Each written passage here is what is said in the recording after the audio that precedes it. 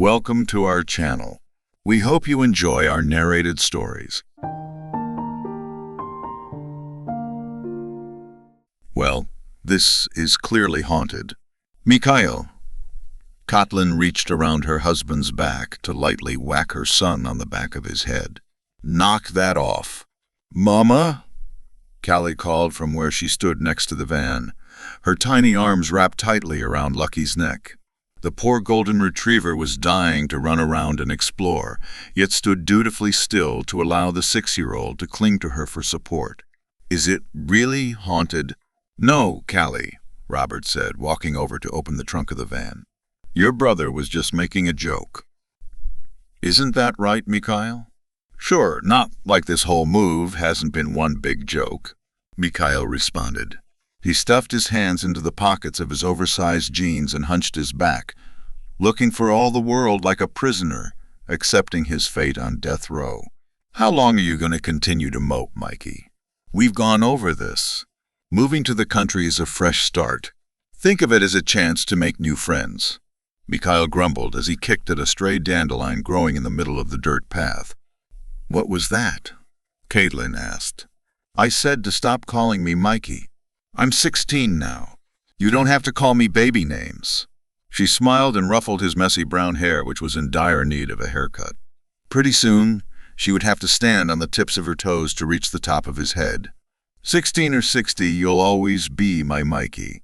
Mikey, Callie shouted as she finally released Lucky. Free at last. The dog bounded off to explore her new surroundings. Let's explore. She pulled her brother's hand from his pocket and dragged him forward. For all his grumbling, Kotlin saw him smile as he followed his little sister. Well, what do you think? Robert asked as he came up beside her. He had 2 duffel bags draped over his shoulders and an overpacked cardboard box in his arms. Doesn't look quite like the pictures, but it's too late now. Kotlin hummed in agreement, taking one of the duffels from him. He kissed her forehead in thanks before trudging up the path toward their new home. The mansion stood proudly against the backdrop of the surrounding forest, its imposing Victorian architecture looming over the landscape like a silent sentinel of a bygone era. Built in the late 1800s, its weathered facade bore the marks of time, with ivy crawling up its walls and intricate wrought-iron gates guarding the entrance. Tall, arched windows peered out from beneath gabled roofs, hinting at the grandeur that once filled its halls. Goosebumps inched across Katlin's arms as she took in the sight. Mikhail may have been onto something earlier. Just as she could easily see this ancient mansion being restored to its former beauty and repurposed into the bed and breakfast of her dreams. She could imagine the building being the focal point of some horror story. Giddy excitement nearly overwhelmed her as she grabbed the keys from the van. It was time to unpack. Well, this sucks. Mikhail, Caitlin scolded. If I have to tell you one more time to knock it off with the melodrama. He sighed and shuffled back out the double doors to grab another box. She took a deep breath, held it for a moment, and then released it, trying not to cough as the dusty air filled her lungs. Feeling marginally better, she resumed organizing the tower of boxes into piles, indicating which room they belonged in. The sound of glass shattering echoed from an open doorway to her left, which led to the kitchens. A second later, she heard a quiet oops. She shared a glance with Robert, who stood on a ladder, replacing the entryway light bulbs.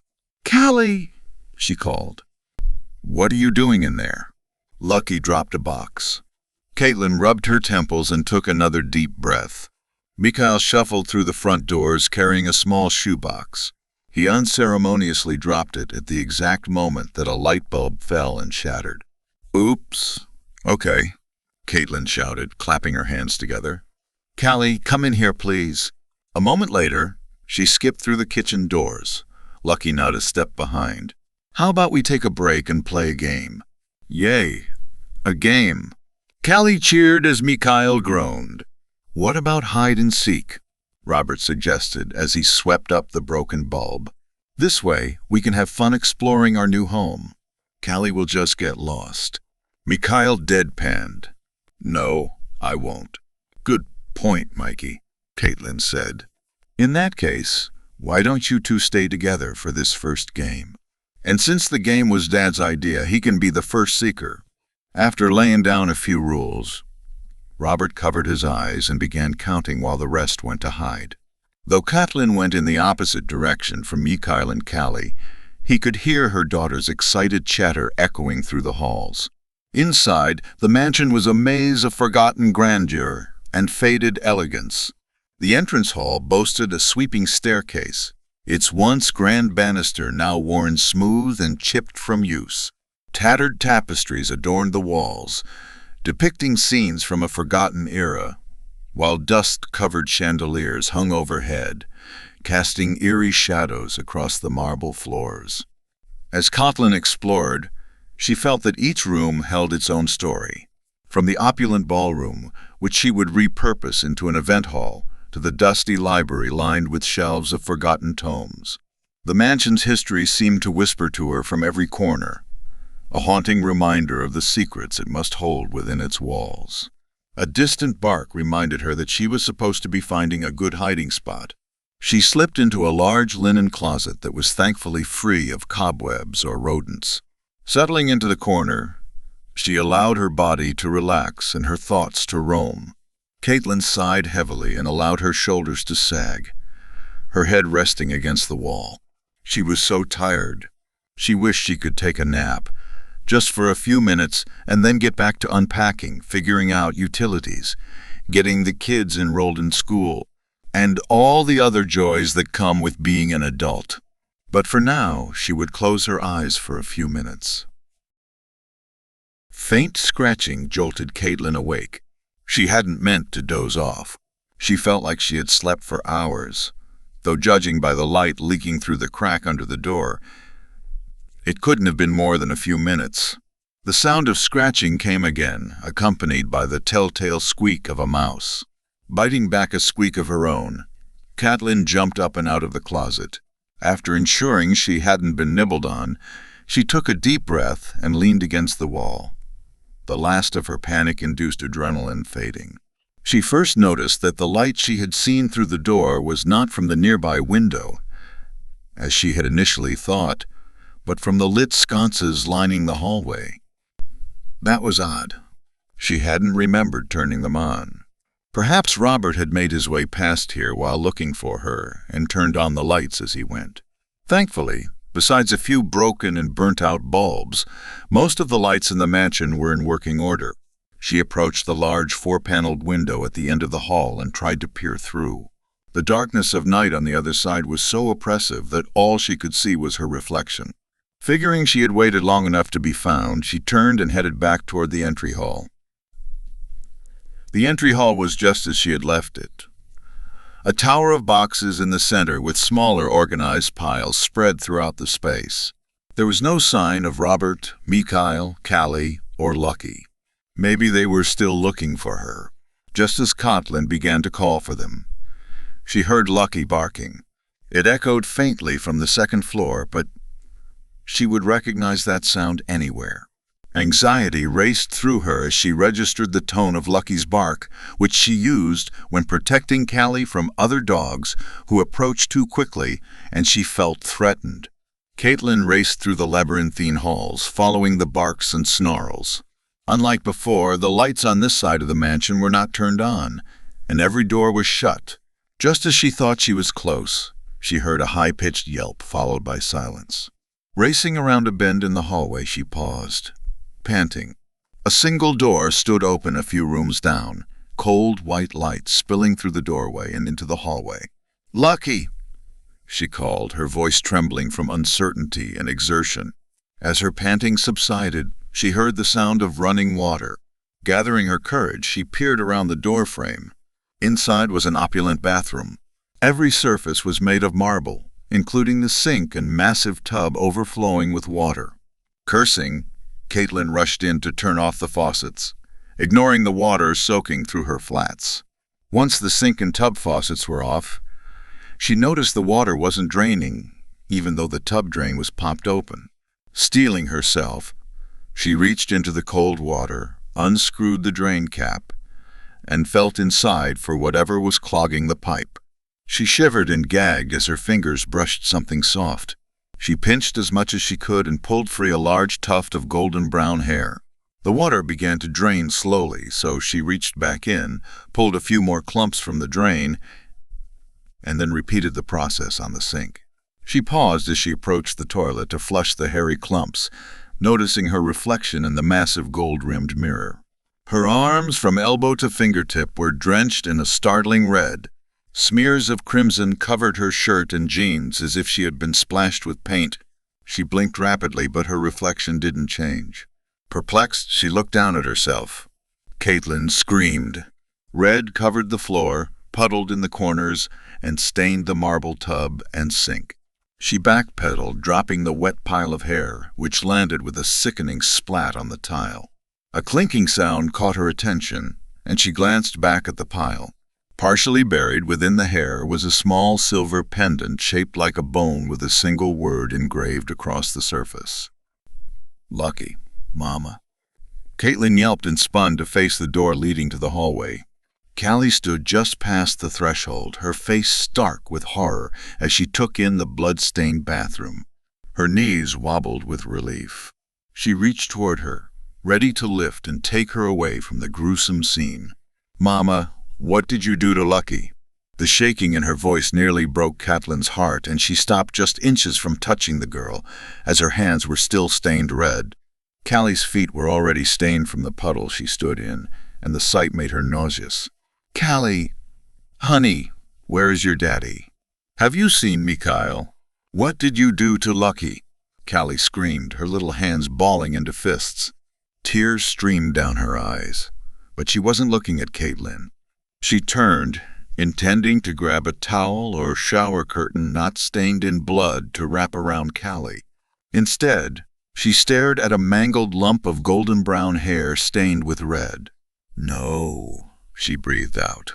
Callie broke out into sobbing hysterics before darting back into the hallway. Caitlin shouted for her to come back as she raced after her. Having lost sight of her, she followed the path of little red footprints until they eventually faded at the top of the entry hall grand staircase. "Callie! Mom!" She whirled at the sound of Mikhail's shaky voice. He stood at the bottom of the stairs. Even from where she stood, she could see that he was trembling. "Mikey, where is your sister? Why weren't you with her? What have you done?" His whispered words carried in the open space.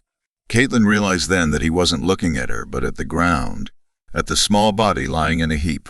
Mikhail crouched beside the body of his little sister, hesitantly resting a hand on her shoulder and trying to roll her over.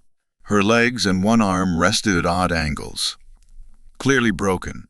As he shifted her, her head turned at an awkward angle. "You pushed her," Mikhail said, his voice rising to a shout. He finally looked up at her, tears streaming down his face, pure rage painted across his features. "No," Caitlin whispered. "No, I didn't. How could you?" His accusations echoed behind her as she turned and sprinted back down the hallway. Why was this happening? What was happening? She stumbled through the halls in a daze, desperately trying to understand how her life had turned so quickly. Somehow, she ended up in the massive kitchen. She didn't know how she ended up here, as she could have sworn she was just on the second floor. The sound of crackling made her glance down at her foot. Shattered glass and the upper half of a wine bottle littered the floor. She bent and picked it up by the neck. Was this what Callie had dropped earlier? Something dark caught her attention, which was in stark contrast to the white marble and stainless steel kitchen. A shoe lay on the ground, half exposed from around the kitchen island's corner. Numb, Caitlin slowly approached the island. Time stood still as she stared at Mikhail's body, lying face down. Red liquid puddled beneath his head, crawling across the floor to settle in the cracks between marble tiles. It was impossible to tell if the liquid matted in his hair and leaking from the garish gash across the back of her son's head was blood, or from the broken bottle of wine.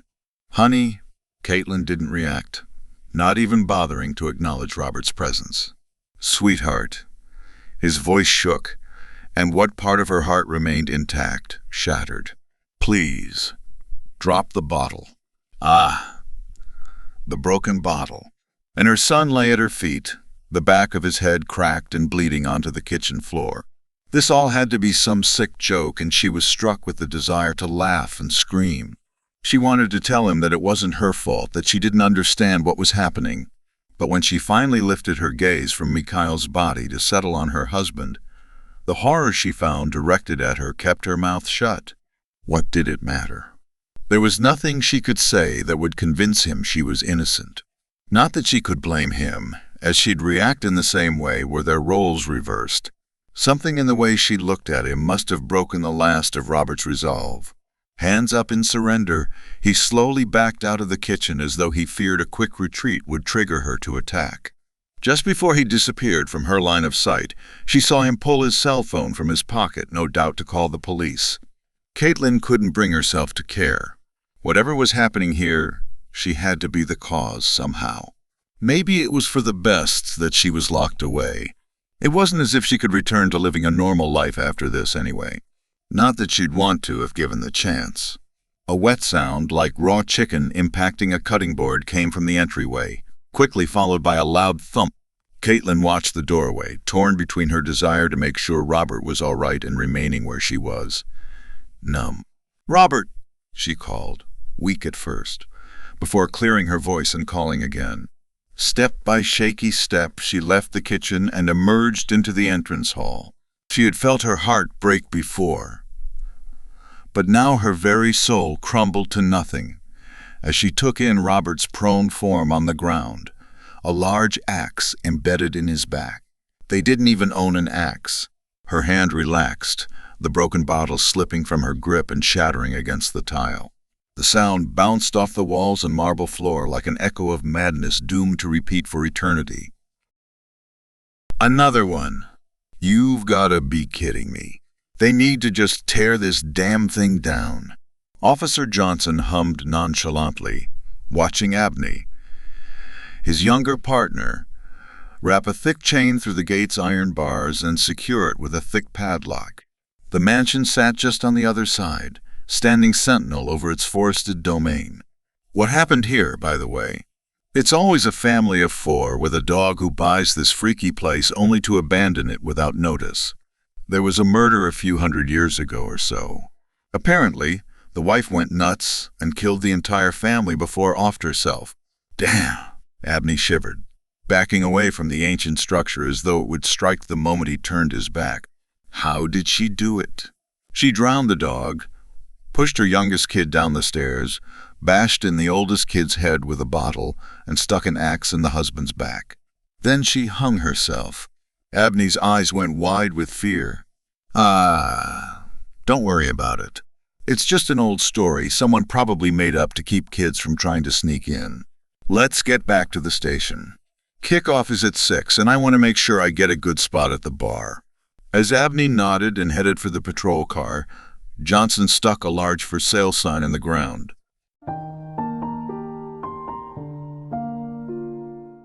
The end. Thank you very much for watching. Please don't forget to subscribe our channel for more stories.